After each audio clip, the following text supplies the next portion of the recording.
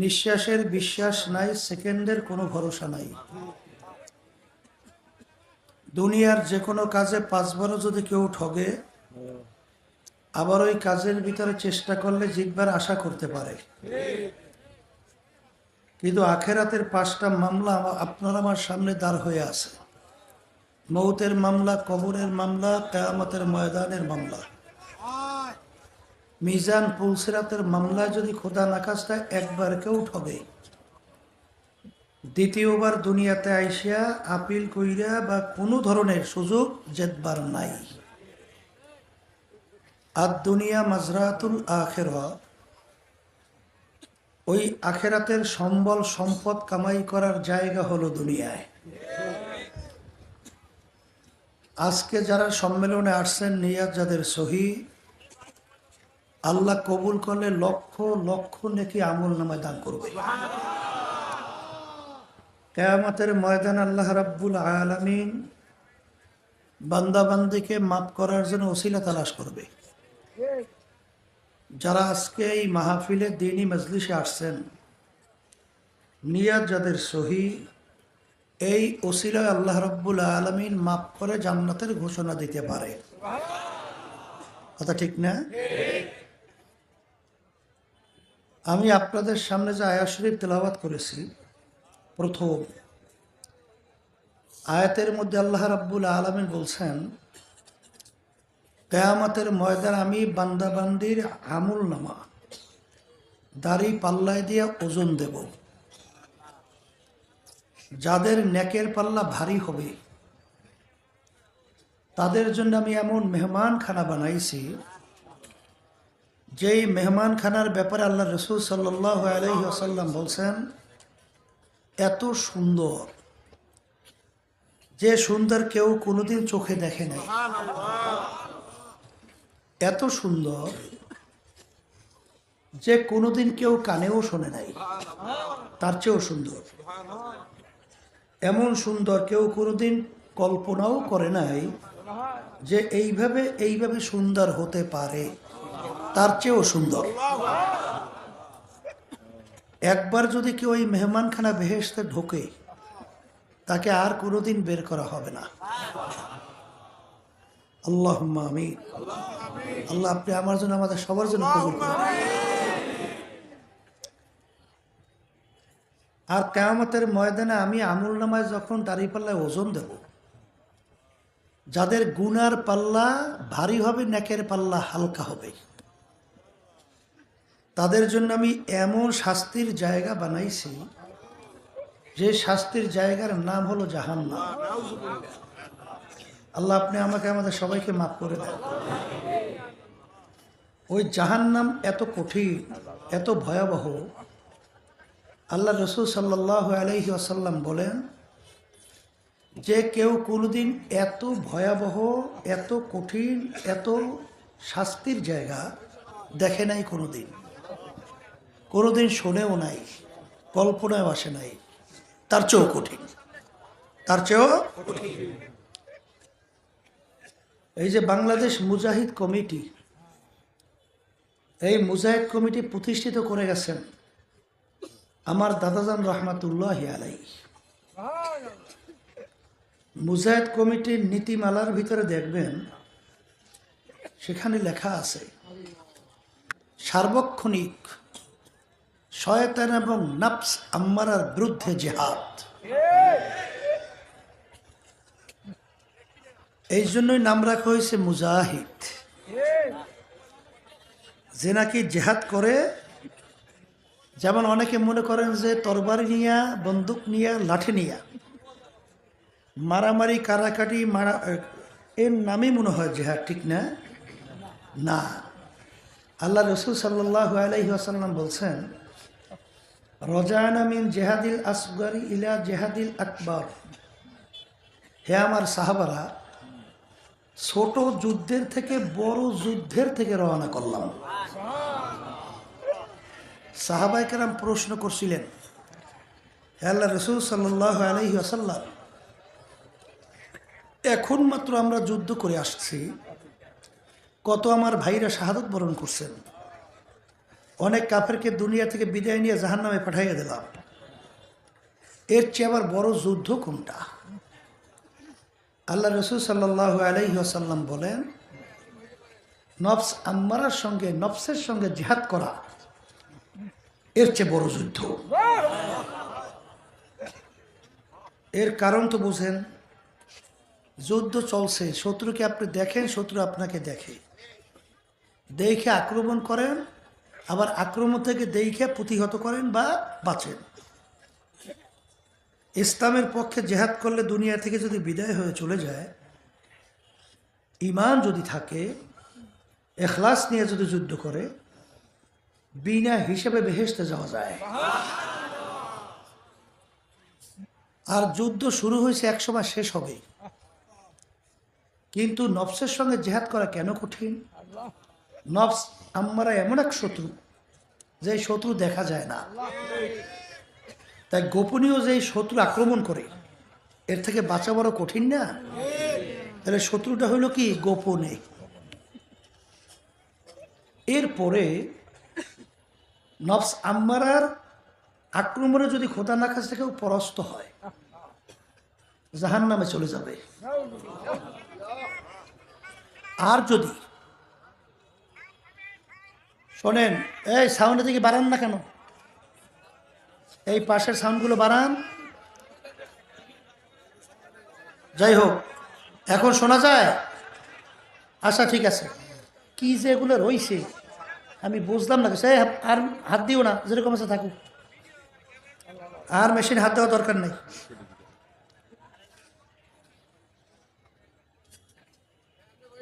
নফসে আম্মারার সঙ্গে জেহাদ মৌত পর্যন্ত। কথা বলে না? কোন পর্যন্ত? তাহলে যেই জেহাদটা চলমান একেবারে মৃত্যু পর্যন্ত, সেই জেহাদটা ওই জেহাদের চেয়ে বড়। আর নফস আম্মারা গোপন শত্রু, সেই দিক থেকে বড়। আর নফসে আম্মারার জেহাদে কেউ যদি ঠকে, জাহান্নাম, সেই দিক থেকে বড়। কথা ঠিক না বেঠি? এই জন্য কিতাবের ভিতরে আসছে, মান আরাফা নাফসাহু ফাকাদ আরাফা রব্বাহ।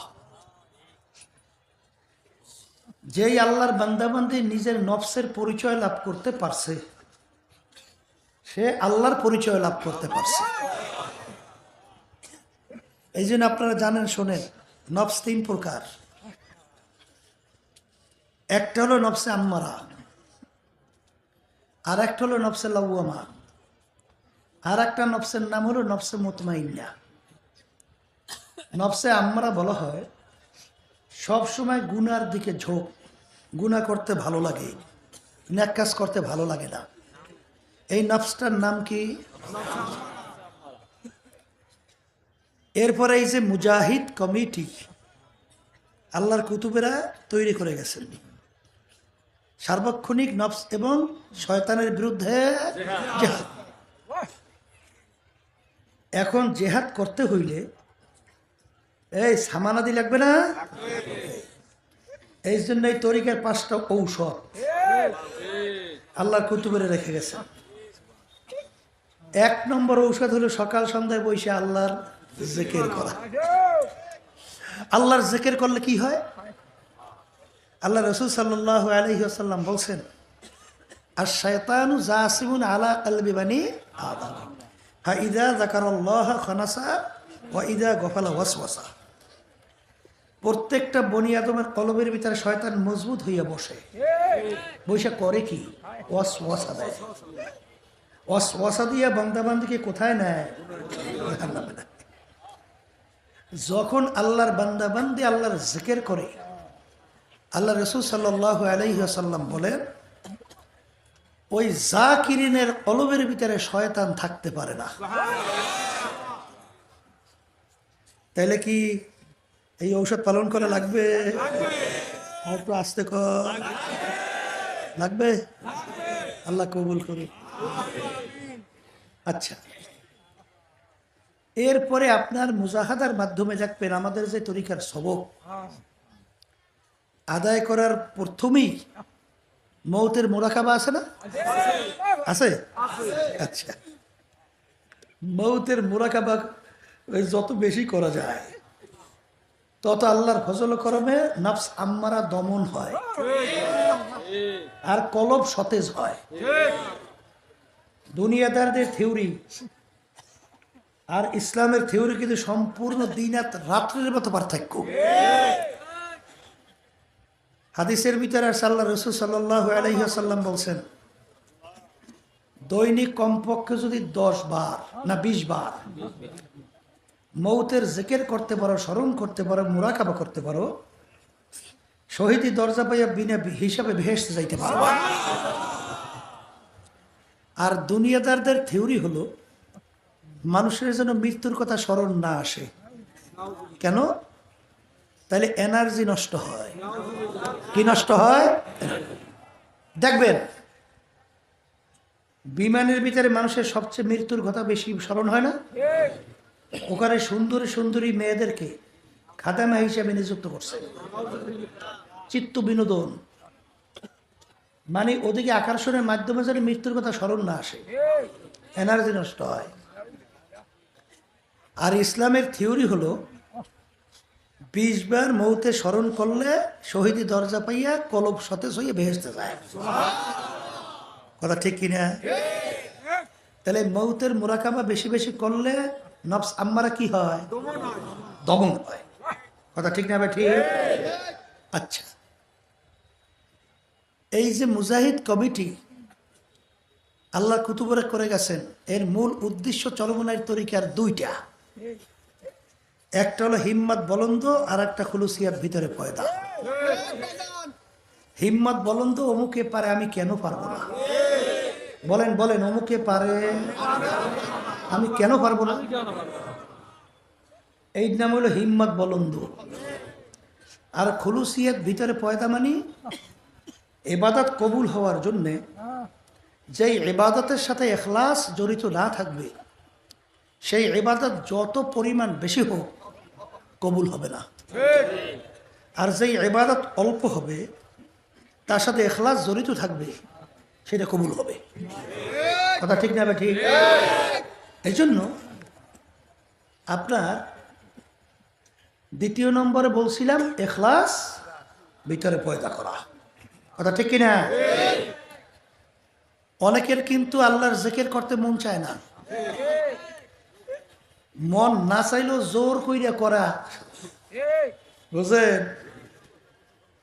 ওই যে খুলনার ইসমাইল সাহেব রহমাতুল্লাহি আলাইহি, তার যে তালিম হালকার ভিতরে এক আল্লাহর বান্দা ছিল, বহু দূর থেকে আসতো, মুরব্বী, ঠিক মতো হাঁটতেও জানতো না, পারতো না, শক্তি নেই, কিন্তু তারপর রাস্তার ভিতরে কিছু দূর হাইটা আবার একটু জিরাইয়া আবার হাঁটতো।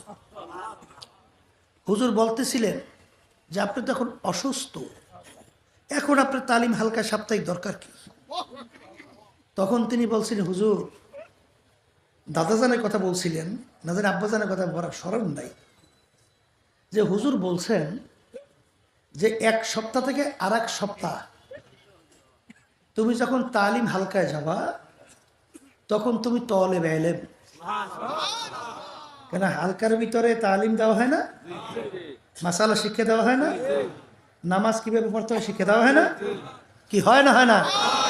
তাইলে তুমি ইলমে দিন শিখতেছো, তাহলে তুমি তলেব ইলম। আর তলেবে ইলম শেখা অবস্থায় দুনিয়া থেকে যদি বিদায় হও, শহীদি দরজা পাইয়া বিনা হিসেবে বেহেশতে যাওয়া।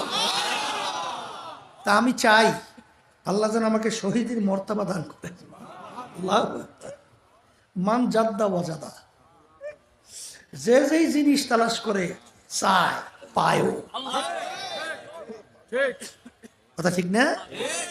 সেই আল্লাহর বান্দার কথাই মনে পড়ে, স্মরণ পড়ছে, বা আরেকজন তারই কথা হবে। তার মৌতের পূর্ব মুহূর্তে শুনছি বলে টিনের ফাঁক থেকে একটা আলোর মতো আইসা তার মুখের ভিতরে পড়ছে। ইন্তেকালের পরে তার ওই চেহারায় যে আলো আইসা পড়ছে, চেহারা চকচক চকচক করতেছে। শোনেন, এই জাকিরিন যে মৌত ইমান সহকারে হয়, এত হাজার হাজার লক্ষ লক্ষ ঘটনা, ঠিক না?